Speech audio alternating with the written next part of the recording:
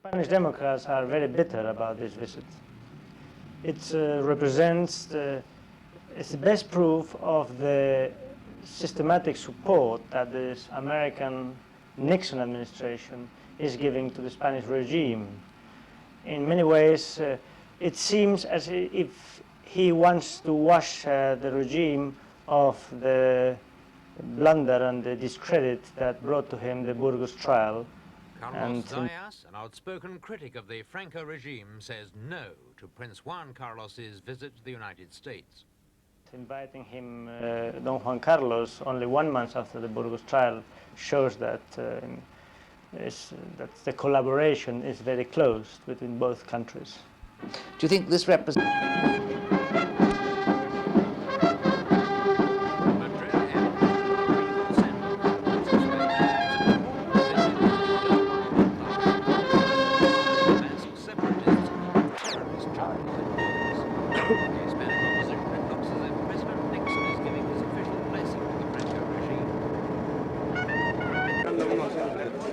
Buen viaje. No, creo que es un puede ser una cosa, nunca se sabe. But when you were there, it's not so much. I don't feel like that. Is that about 8 o'clock?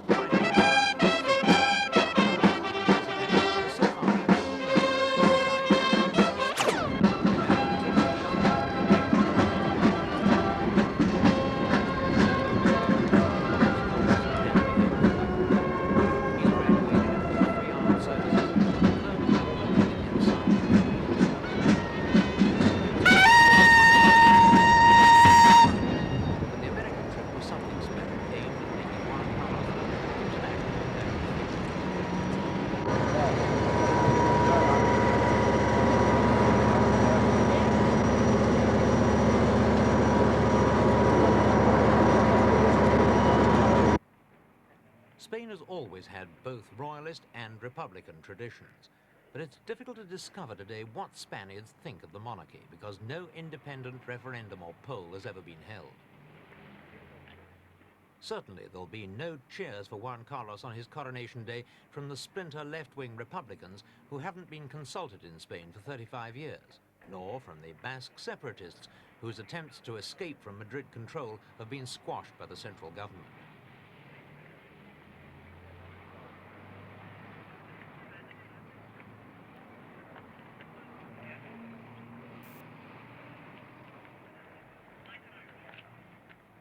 Among the most outspoken of the Republican groups are the Social Democrats. Their spokesman is Franco'S Heir. You describe the situation of the opposition in Spain today. I think it's, we are passing through a very, very sad moment because the repression on all shades of the opposition has increased instead of decreased after the Burgos trial. And people of all shades have been questioned by the police. As you know, we have sort of non-habeas corpus for 6 months, and it's possible for the Spanish authorities to arrest anybody without any reason, and as long as they want. So you feel that this visit, in fact, is very unfortunate from your point of view? At this very moment, with this state of exception, with these police states working, it is the most unfortunate thing that may happen to the Spanish Democrats. The reaction of the Spanish opposition has so far been ignored by the White House, but the growing contact between the president and Spain is being viewed with alarm in some Democratic Party quarters. Nevertheless, Nixon accorded a 19-gun White House welcome to the royal couple and a ringside seat at the Apollo 14 blastoff. Viewed with alarm in some Democratic Party quarters. Nevertheless, Nixon accorded a 19-gun White House welcome to the royal couple and a ringside seat at the Apollo 14 blastoff.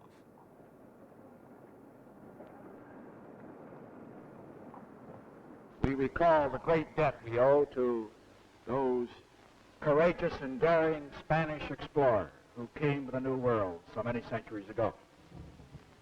We think of the heritage we owe to Spanish-speaking people in our nation. We recall the fact, for example, that right at this time, next to English, more Americans speak Spanish than any other language. It is our second language. We also think of the present, of the fact that we are partners in defense and that we also are partners in progress in our economic policies. Partners in progress for the fastest growing economy of all the nations of Europe, the economy of your country. Juan Carlos, although a fluent English speaker, chose to reply in Spanish. Señor Presidente, este es el cuarto viaje que realizo a los Estados Unidos. Para un español es una emoción siempre nueva la llegada a este continente, al que mi país ha entregado lo mejor de sí mismo, su cultura, su fe, su sangre, sus ideales, todo lo cual, transformado y vitalizado por la personalidad propia de los diferentes países, ha contribuido a formar la realidad americana de hoy. But it gave Juan Carlos a chance to play the diplomat by meeting the critical Senate Foreign Relations Committee.